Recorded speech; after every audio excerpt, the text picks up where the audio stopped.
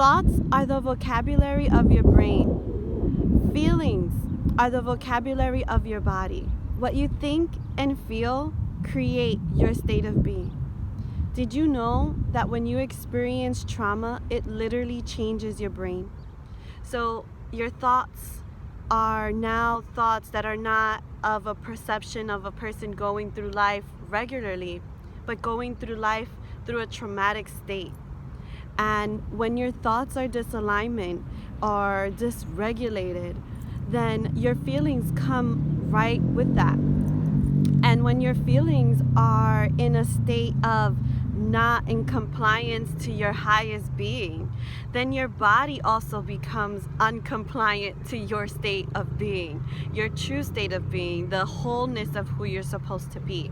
So when you're experiencing trauma and you're living from that trauma space of the brain, you're literally in a different version of yourself. A version of yourself that is not about healing, that's not about prospering, it's not about moving forward. Your perception is altered because of your trauma, because of what you went through. And today I want to talk to you a little bit about how that impacts us and how we can get in front of that and release ourselves from that so that we can be a holistic, full self of being. Because when we are experiencing that trauma brain and our feelings and emotions are dysregulated, see my Roxy right there, right? And our feelings are now dysregulated and everything, it gets to a point where our body then starts to break down. And this is why we see a lot of illnesses within the body that are very connected to our state of being. And I'm here to just give you some information to help you become more regulated so that you can bring yourself back into alignment and being the highest version that you can be, that you are meant to be, that you were given to be on this earth. I'm sorry that you went through trauma. I'm sorry that you experienced things that you shouldn't have experienced because of whatever happened, whoever's fault it was. It's time for us to let that go and to move forward and start healing so that we can be better versions of ourselves and start attracting the life that we are meant to have, right? God gave us this life so that we can experience it holistically, so we can experience it for what it has to offer, not to be here stuck in our trauma, in our triggers, and an unhealthy life. You know, and when we are experiencing trauma on a really complex level and we are constantly in that trauma brain, it really does affect our emotions. We become completely dysregulated. It affects our nervous system, which there's many studies out in the world right now that are proving this and that have already proved this over the years, that when we are in a dysregulated state in our brain for long enough, our body starts to break down. And I don't want that for you. And if you're already experiencing your body breaking down, there's still hope for you. It's time for us to get in front of it. So again, our thoughts, right? Our thoughts are the vocabulary of our brain, and our feelings and emotions are the vocabulary of our body. And if we could regulate that, we can help bring our body, our mind, our heart, and our soul into alignment. Hola, my name is Melissa Miranda, and I'm your host here at Miracles Within Us. And I am looking forward to sharing some juicy information with you. The 3 different types of trauma that we experience, and then how we can really overcome that.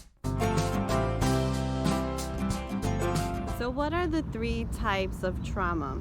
So there's 3 different categories that that they use to really determine what level of trauma you're on, right? And so the first one is acute trauma, right? Acute trauma is like a one-time incident type of a traumatic event. It doesn't matter what it is, it's just something that hasn't really repeated itself. It's just kind of like a one-time thing, but it was so significant that it did create a traumatic experience within you and your brain. And that type of trauma is, you know, it's still very significant, but it is a lot easier to come in front of and really start working towards and healing. Now, the second type of trauma, the second type of trauma is chronic trauma. Sorry, the sun is like in my eyes. Right, and so there's the chronic trauma, and chronic trauma is experienced over time. Like something that would be in the category of this would be like domestic violence, right? And then the third one is complex. And complex is a series of a compounding of traumatic events. It's like so many different events. It's like you can, and a lot of times there's a connection, a huge connection between complex trauma and complex PTSD, and they kind of go hand in hand. And some people even call it childhood PTSD and things like that, because it is a compiling of traumatic events. It's like, let's say a child or a young adult, you're experiencing neglectful parents, and then that led you to maybe an experience of getting molested, which then maybe even put you in some state of poverty. So, and you're not in the best educational system, you don't have a support that you're supposed to have, that is natural to have in all stages of life, right? And I find that the complex is the most difficult one, because anything can trigger you as having complex trauma, versus just chronic trauma, which is again like something like, it is still a longevity of time. So complex and chronic, it's both something that has a longevity of time. The difference would be that complex is more than one thing, right? Where chronic is mostly just one character, right? So it's like if you experience narcissistic abuse, you're more in the categories of chronic than complex, right? Unless within that relationship there was more dynamics, like maybe not just that person was narcissistic with you in that relationship, but then also there is their family may have been very manipulative and narcissistic towards you, or maybe your own family and your own friends, and there's like a compiling, then that would lean more into complex. Okay, so I was just trying to give you the differences in that. And the healing process is individual for all of us. But we must understand that no matter if you have acute, chronic, or complex trauma, that all of it we're able to really shift, and they all impacts our brain, right? And so recognizing that when we go through a traumatic event, what happens is our brain goes on like this hyper place of trying to capture everything within it. It's like it goes through what they call like screenshots, and it's screenshotting every single moment, and that imprint in our body and in our mind and our heart and our soul in so many different ways, because all of our senses become super heightened during that time. But something that's really interesting that occurs is that the part of the brain that is connected to reasoning, the part of the brain that's putting all the pieces together, that part of the brain, when you're going through trauma, shuts down, and your defense mechanism part of the brain starts to really get super heightened, right, or lit up, and you get into this defense mechanism of like fight or flight, right, and things along the lines. And depending on how you react to trauma will depend on how you then are dealing with your trigger, right? And last week I gave a video around triggers and things like that, and you can find that below. I'll put the link below this video, and also you can find it on my YouTube, Miracles Within Us. So the reason why I'm talking about this today is that so that we can start to get in front. I want you to get in front of this. I want you to recognize that there is a way through, right?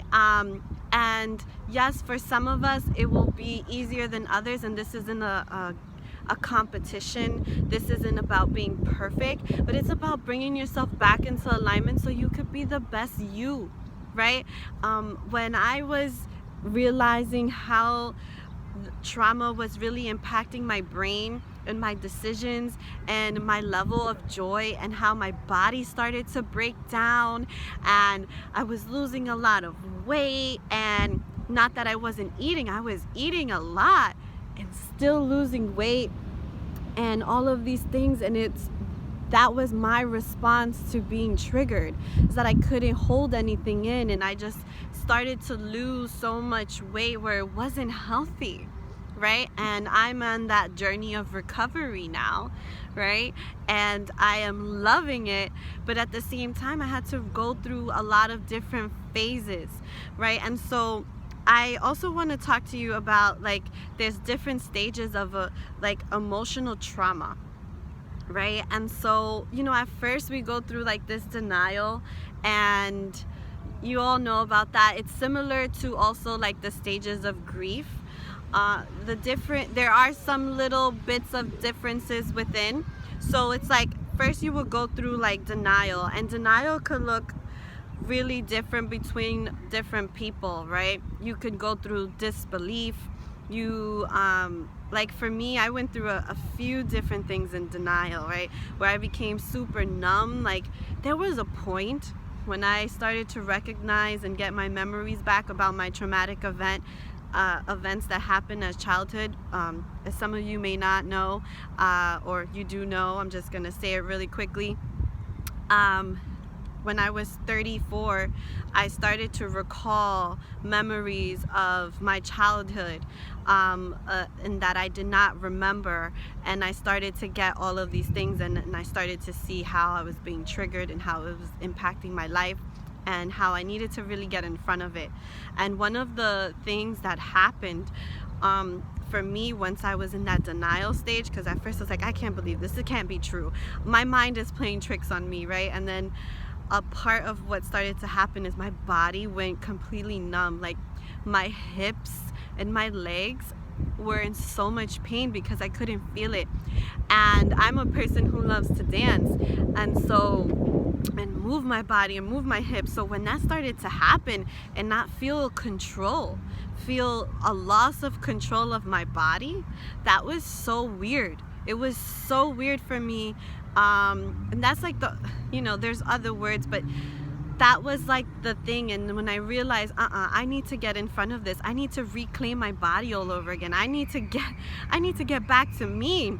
That happened. Yes, it happened, and it happened a long time ago, and I'm acknowledging it, and I'm going to learn how to cope, learn how to move through it and move forward. And so that led me to really experiencing the next stage, which is like that stage of pain, right? And so the next stage is like pain and guilt, and I did go through some guilt around it too, because I never spoke up about it.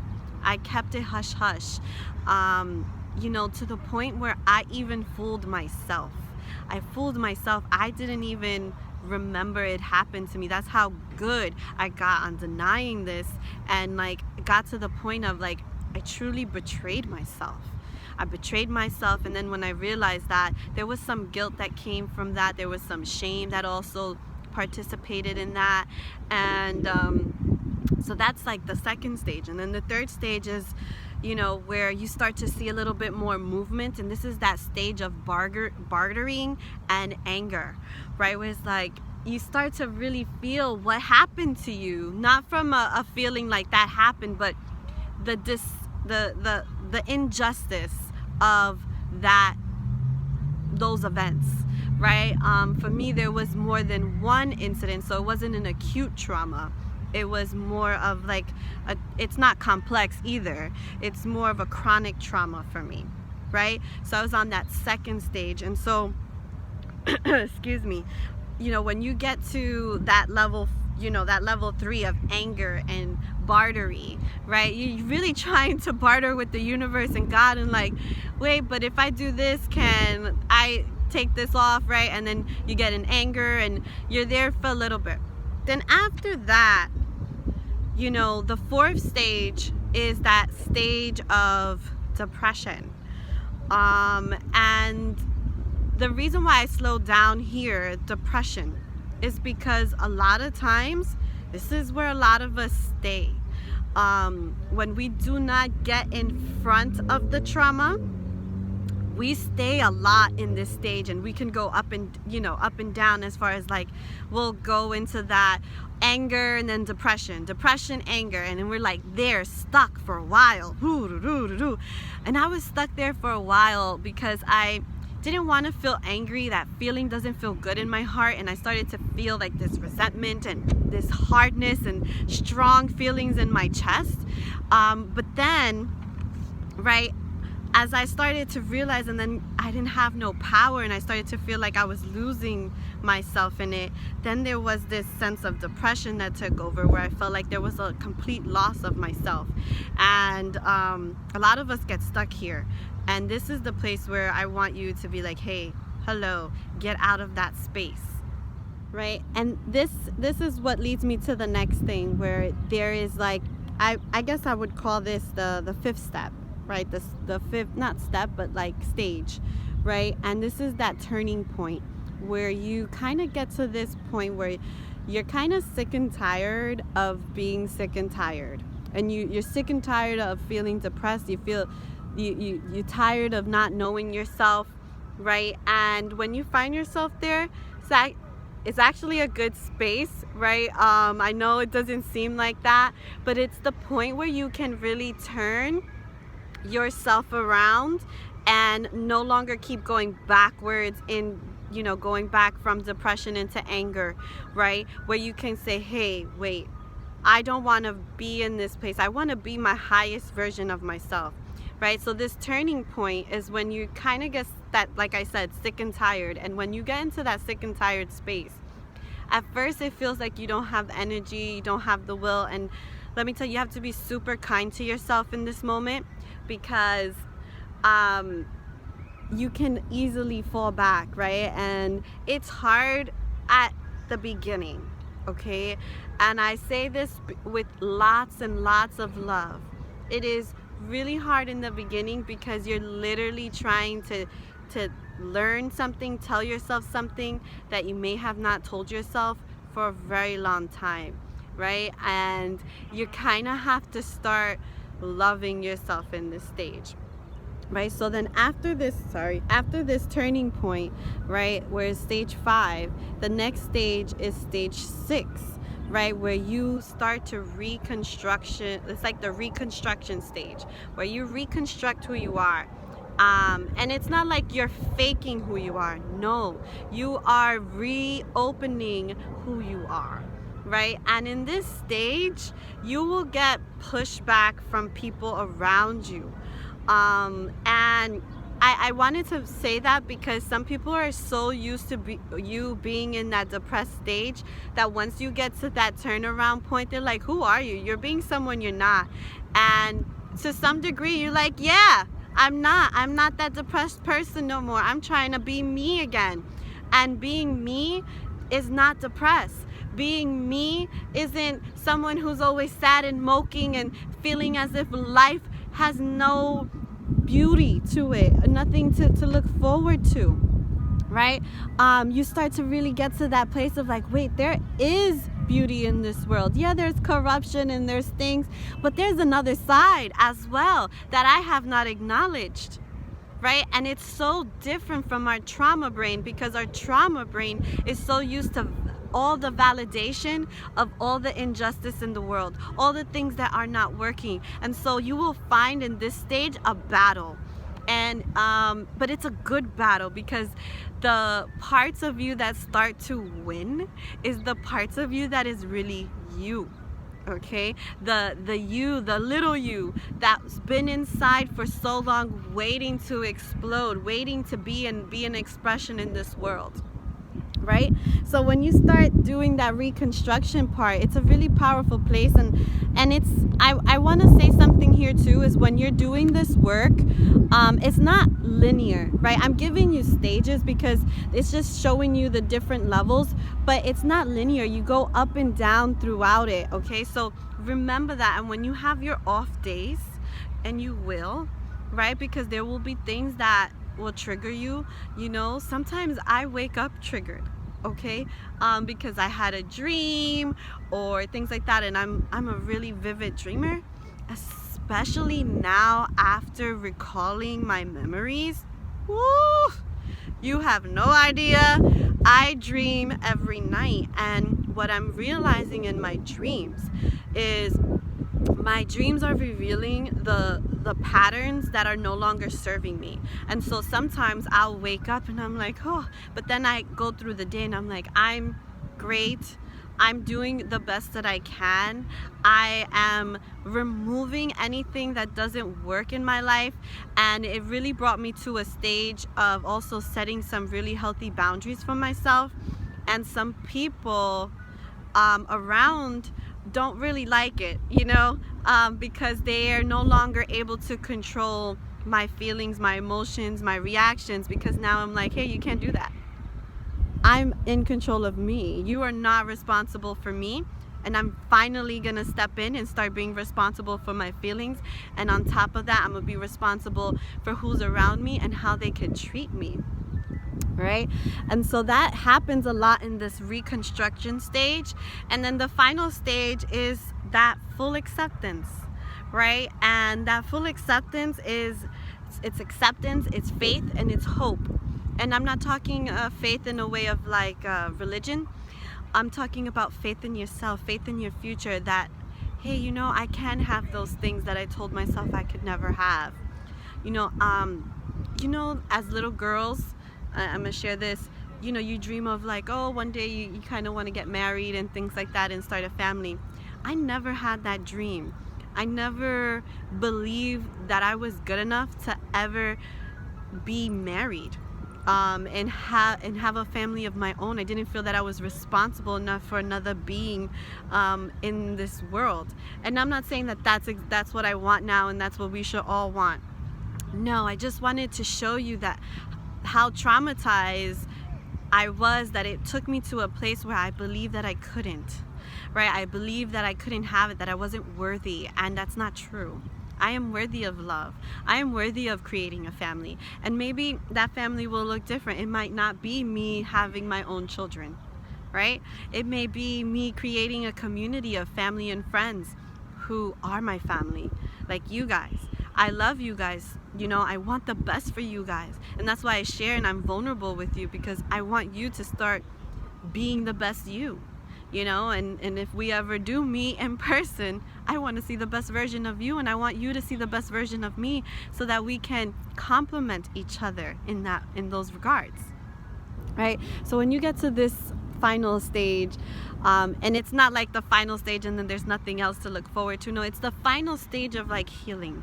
It's the final stage of completing, right? And it's like acceptance, hope, and faith, right? You accepted everything that occurred. You accept where you are in life. You accept people for who they are, right? And remembering like everyone is also flawed as you. And in this space, I would even add that this is where true forgiveness occurs.